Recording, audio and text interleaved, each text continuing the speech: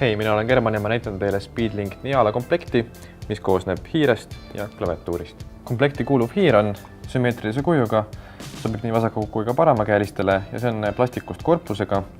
Selle pealmine pind on natukene matistatud, et siis ei libiseks nii hullult sõrmede vahel.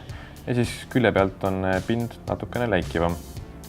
Sellel on olemas 2 nuppu, vasak ja parem ning allavajutatav on ka rullik. Rullik on kommeeritud üsna väikse liikumisega ning sellel on optiline sensor, mis on siin all keskel. Ja kuna hiir on juhtmevaba, siis siia sisse käib patarei. Sellise kaane alla 1-2 A-mõõdus patarei läheb siia. Siin on ka eraldi pesa sellise vastuvõtja jaoks. See vastuvõtja tuleks tegelikult panna siis arvuti USB-pessa ja see vastuvõtja siis võtab vastu signaali nii hiirelt kui ka klaviatuurilt. Komplektis olev klaviatuur aga on täismõõdus klaviatuur. Siin on olemas eraldi numbriklahvistik, siin on olemas kõik täpitähed ja kõik muud vajalikud klahvid.